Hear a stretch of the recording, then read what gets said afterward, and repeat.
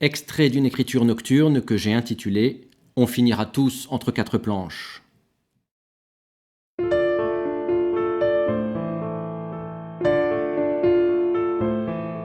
Qu'on le veuille ou non, on finira tous entre quatre planches.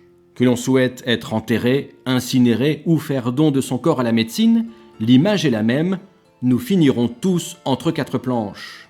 Que l'on soit élite de ce monde, blindé de pognon ou que l'on soit petite main d'Apple à Zhengzhou en Chine, on finira tous au même endroit, entre quatre planches et en poussière. Nous bénéficions tous d'un temps très court sur Terre, un temps surtout très limité au regard de l'horloge de l'univers qui forme le tout qui nous entoure. S'il y a plus de galaxies dans l'univers que de grains de sable sur la planète Terre, le temps qui nous est accordé est infiniment bref, voire quasiment inexistant, au regard de cette incroyable horloge cosmique. Et pourtant, nous sommes tous bouffés et accaparés par les petites préoccupations que nous nous sommes nous-mêmes créées, par des préoccupations dont le grand créateur, à n'en pas douter, n'a que faire. On se bat en politique, on se bat pour l'argent, pour sa santé, pour un travail à la con, pour élever ses enfants, pour s'acheter le dernier gadget à la mode, pour entretenir sa maison ou son héritage. Et pire encore, on se dit sans cesse « vivement telle date » ou « vivement tel mois », pseudo-instants providentiels qui devraient, hypothétiquement, enfin enchanter notre existence.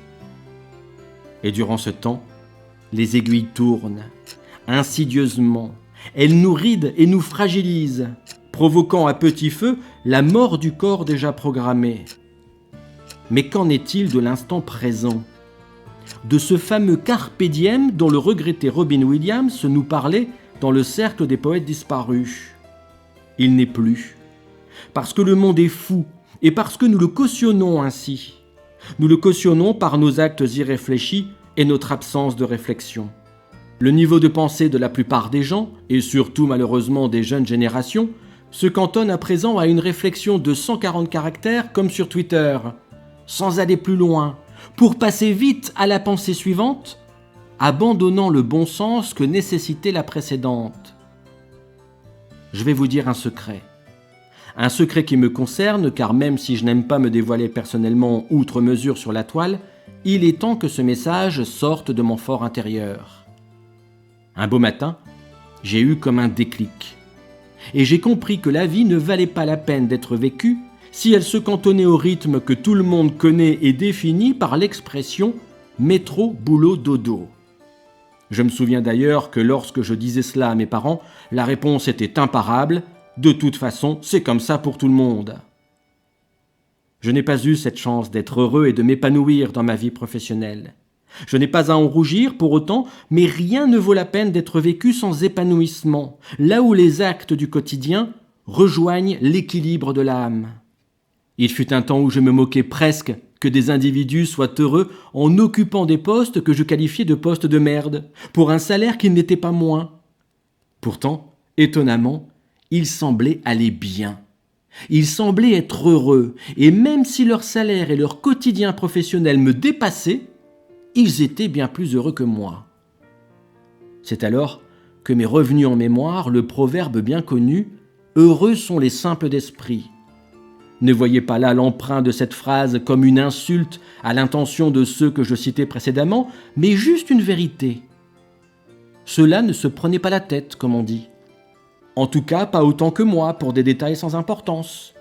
Ils avaient une compétence que je n'avais pas, la relativisation. Ils se trouvaient donc psychologiquement bien supérieurs à moi. Et puis, même si je n'ai pas eu encore à subir de décès de mes très proches, j'ai vu partir indirectement des gens dans mon entourage.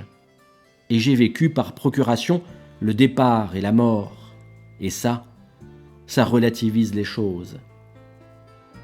Nous finissons tous entre quatre planches. Et les combats et les idéaux de ceux qui ne sont plus sont partis avec eux. Là où certains se croyaient indispensables, ils ne l'étaient pas. Là où d'autres pensaient que le monde s'arrêterait sans eux, il poursuit sa course effrénée. Là où certains pensaient que les vivants mourraient sans eux, ils y ont bel et bien survécu. On dit parfois que le bonheur doit se décider, et même si ce qu'en dira-t-on est beau à entendre et à écrire, il nécessite quand même de vivre dans un environnement où l'on peut s'épanouir, et sur ce point, nous pouvons quelque peu agir. La vie n'est pas faite pour que nous courions après l'argent. La vie n'est pas faite pour que nous courions chaque jour après tout et n'importe quoi. Il faut savoir s'arrêter et s'extasier, dire stop. Car après ce moment-là, il n'y en aura peut-être plus aucun.